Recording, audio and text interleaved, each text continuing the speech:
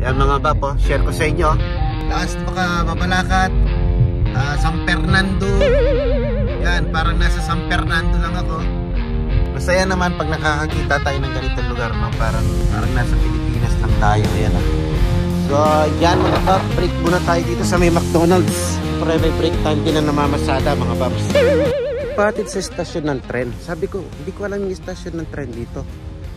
Kaya ito, syempre, chismoso tayo.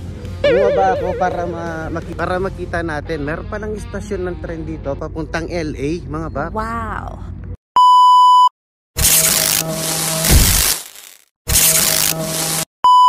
Yan na, ang ating all-in-one adobo, mga baps.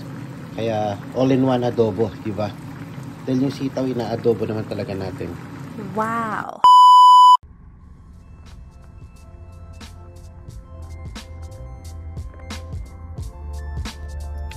Sindi na ng ilaw si manager. Siya na naman ang opening manager today. And yo, what is up? What is up? What is up? Mga paps! Sunday, 5:58 umaga, ano? And another day, another vlog. Naka-mood tayo mag-vlog ngayon. Kasi hindi ako nakapasada ng 2 araw, ng Friday and Saturday dahil nga day off itong si manager. Tapos may lakad din kami. So yeah, saan ba kami pumunta? Doon sa grocery, in-upload ko na yon mga bap, ano, yung SF supermarket na grand opening. Nung afternoon, meron pa kami pinuntahan. Hindi ako nakapasada nun, mga baps, 2 days. So ngayon, Sunday, and mamaya pa naman yung pasok ko afternoon. So yun, pasada tayo mga bap. Ito yung ginagawa ko kapag sa mga hindi nakakaalam, mga baps. Ito yung ginagawa natin kapag free time, as side hustle, extra income, mga baps. So hantay-hantay lang tayo dito kasi si manager wala pang kasama. Unang-una siyang nandyan sa store, wala pa yung mga associate niya. So tambay lang tayo ng konti rito. Malamig na pala. So yan, bubuksan lang natin, mag-online lang tayo sa ating Lyft na apps. Pero Sunday ngayon, na-try ko ng Sunday lumabas dito ng madaling araw na ganyan, medyo mahina, no?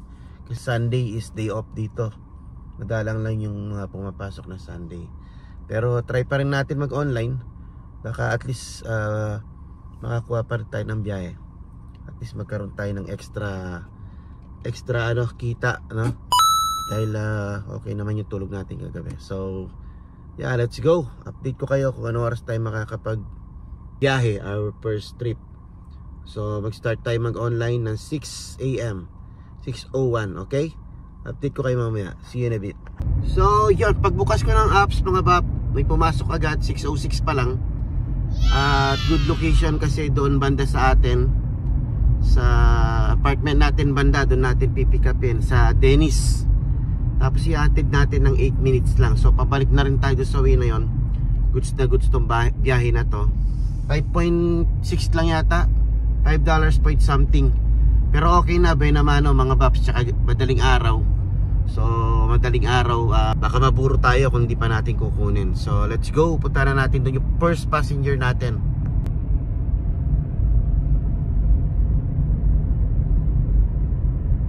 So ito, dito natin kukunin pasero natin sa Dennis mga bap. Yan, update mga bap, we got our second trip. This time dito tayo sa downtown. Wow! So kunin lang natin yung pasero natin. Yan ang downtown dito. Sa downtown lang may building mga baps. Ayan o. So yo, what is up? Pagtapos ng Walmart natin mga bap, nakakuha ako ng isa pang biyahe. Sa downtown, ayun o. Sa downtown tayo na downtown natin pinick up. Tapos 8 minutes away from downtown natin siya drinap. Nakakatuwa lang na may mga places din dito, may mga lugar dito na parang lang mga bap, parang Pilipinas lang. Wow. Kaya medyo malayo to, GPS tayo pabalik. Mamaya pagkita ko sa inyo mga dinaanan ko kanina. Yung vibe mga bap, parang Pilipinas na Pilipinas lang. Yan, time check natin is 6:57. Naka 2 trips na tayo mga bap. And ito yung sinasabi ko sa inyong parang Pilipinas lang ang vibe mga baps. Parang naalala ko dito yung papuntang mga bab, papuntang Mabalacat. Ayan, may mga daan na masisikip din. Kagaya rin sa atin yung ibang lugar dito mga bab. Ang lakas mga Pilipinas ng ng vibe mga bab, Ayan parang naaalala ko pagka bumabiyay kami ng Tarlac sa Paniki. Yan, mga ganyan lang yung vibe mga bab. Yan, share ko lang sa inyo. Hindi lahat ng bahay dito, hindi lahat ng lugar, hindi lahat ng lugar is magaganda mga bab. Yan, may mga ganyan din. Malakas mga Pilipinas ang vibe mga bab. Pero pa akong mga nadaanan doon, mga province na province yung datingan, maraming puno. So tingnan natin yung GPS ulit natin, baka maligaw tayo mga bab. Yan mga bab, share ko sa inyo. Lakas makalubaw lakas Mabalacat, San Fernando. Yan, parang nasa San Fernando lang ako.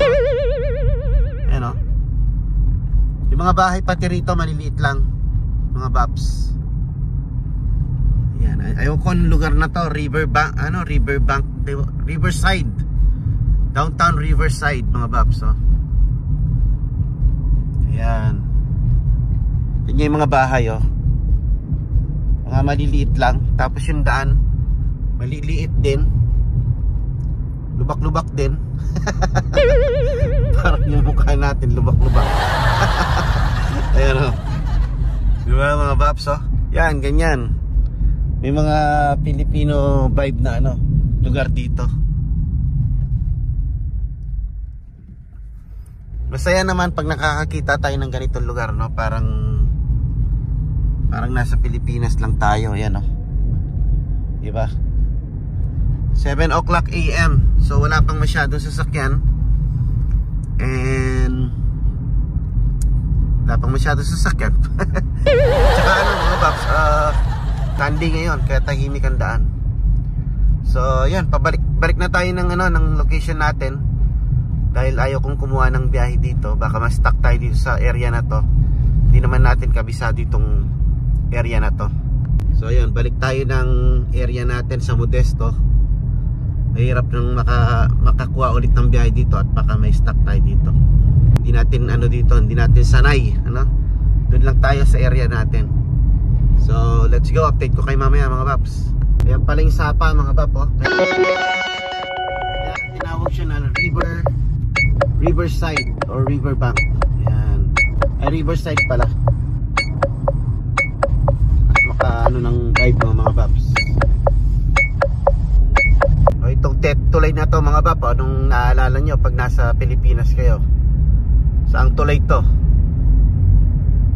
Abakan ba mga babs? Ayan yan, ang downtown dito, ganyan.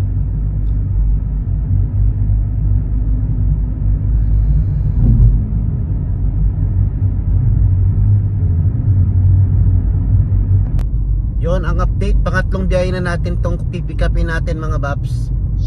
Tuloy-tuloy ang biyahe natin. So goods time check is 7:09. So papunta na tayo doon sa pangatlong biyahe natin. Let's go. Street na pala namin to mga bab, itong pangatlong biyahe natin. Update ko kayo ulit mamaya.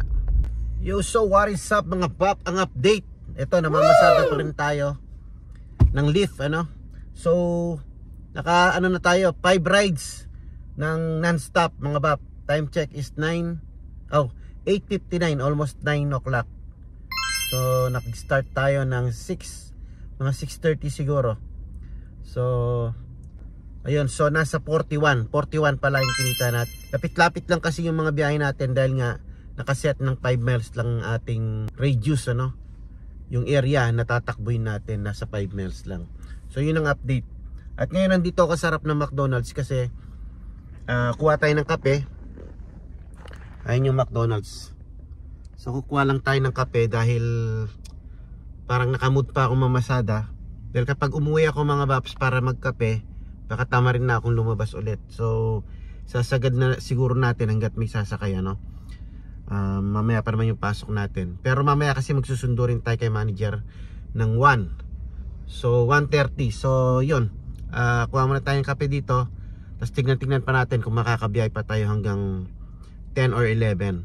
Kasi balak ko rin magluto ng walang kamatayang adobo. Namiss namin yung adobo eh. So yun mga bap, I'll see you soon. I'll see you later. I'll see you in a bit. And yan, muna kayo. Kuha lang akong kape, okay? So yan mga bap, break muna tayo dito sa may McDonald's. Break time, syempre may break time din ang namamasada mga baps. Kape tsaka muffins. $4 lang yan kasi ginamit ko yung aking rewards. So yan, almusal muna tayo. Yan, ganyan lang pag namamasada. Kailangan mag-stop para mag-almusal. Kasi pag umuwi akong mag-almusal, tatama rin na tayong bumalik. Yung ating breakfast. $4 na sandwich. Yung kape natin free na yun. Ayan, kain muna tayo. Tapos biyahe ulit tayo mga bab.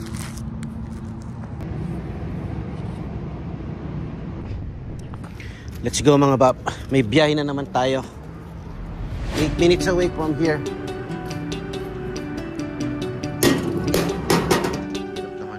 So habang nagkakape tayo, may pumasok na biyahe.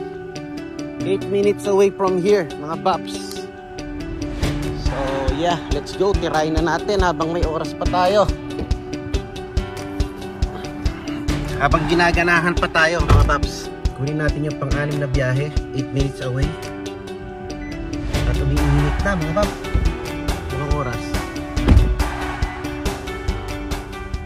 Yung init ng araw, ayan o, matirik ng araw. 9:28 na pala. Ayan, mga paps, matirik ng araw.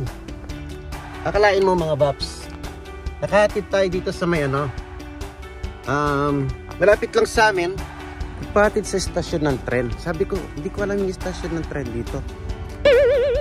15 minutes away lang, meron pa lang station ng tren dito mga paps. Kaya ito, syempre chismoso tayo. Bumaba ako para makita natin. Meron palang istasyon ng tren dito papuntang LA, mga paps. At napakalapit lang sa amin.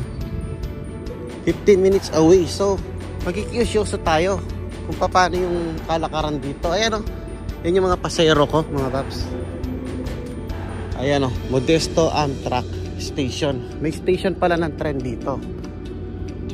Yan, diyan ka sasakay ng tren kung ayaw mo mag-drive papuntang LA. Imagine that. Ayan o. Yung tren. Oh. Pwede palang mag-tren. So, turn left to exit the parking lot. Then turn left. Pasero, kaya balik na tayo sa car. Ito, Amtrak Station. Meron palang ganyan dito. Kalain mo, hindi ko alam. Meron palang train station dito, mga paps. Oh my God. Ayan, nakiusyoso lang tayo. Kasi 4 years na kami dito, mga paps. Hindi ko talaga alam na may ano dito, may istasyon ng tren papuntang LA. So ibig sabihin, kung gusto mo pumunta ng LA, kahit di ka mag-drive, iwan mo yung kotse mo rito, yan, pwede kang pumunta ng LA. Yun lang. Ayan o. Turn right, then turn left. 4 years. Ngayon ko lang nalaman na may istasyon kami ng tren dito. Na napakalapit lang sa amin, mga paps. So, yan. Yun lang. Balik na tayo. Ay, meron pala tayong kinuha pasahero. 7 minutes away from here. So, pick upin na natin. At yun na nga mga pop. Time check is 10:25. Nandito pa rin tayo sa kalye. Pero, ngayon lang ako na nakapag-stop mga paps. Dire-diretso yung biyahe natin. Nakapitong biyahe tayo mga paps. Pero malalapit lang kasi naka 5 miles radius. Ayun, so dahil naka-set up lang ng 5 miles radius yung ating biyahe mga bab, dito lang ang biyahe natin. Kaya ganon, 7 na rides. Pero $50 lang. Kasi dito lang, ikot-ikot lang ako dito sa aming area mga bab. And yeah, 10:30 na. Pero tignan ko kung makakabiyahe pa ako kahit isa na lang. Kung hindi na, pasok na tayo, garahin na tayo.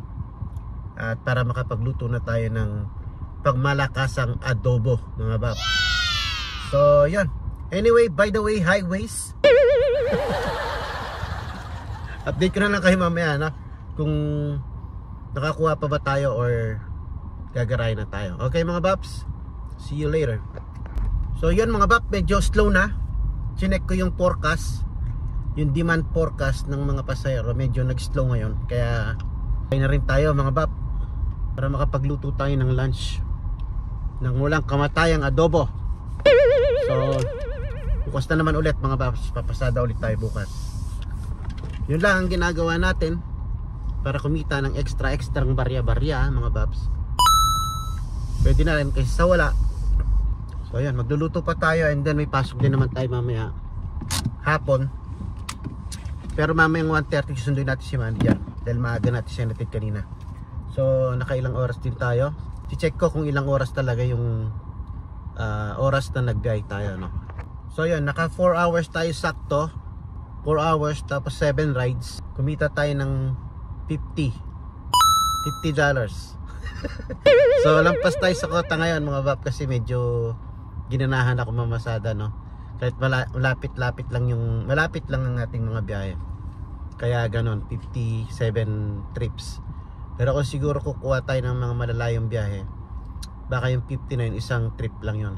Kaya lang baka makarating na tayo na San Francisco o kaya LA. So ayoko naman ng ganon. Okay lang ako dito na lang ako mga Bap.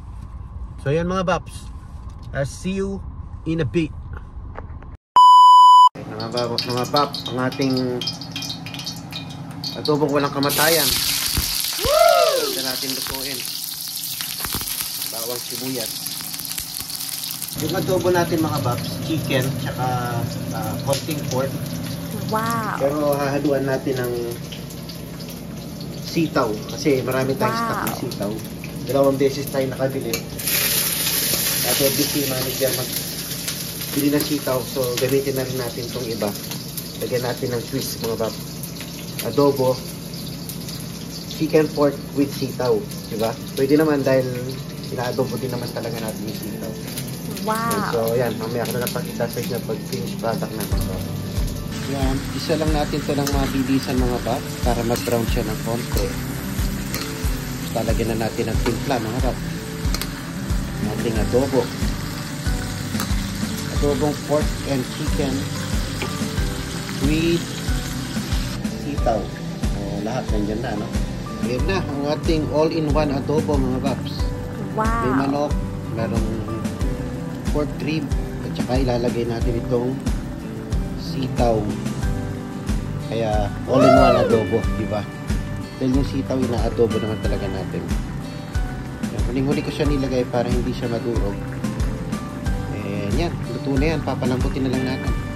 Mamayang konti, chibog na mga Bap. Alright? Yan mga Bap, luto na yung ating all-in-one adobo. Kain na tayo.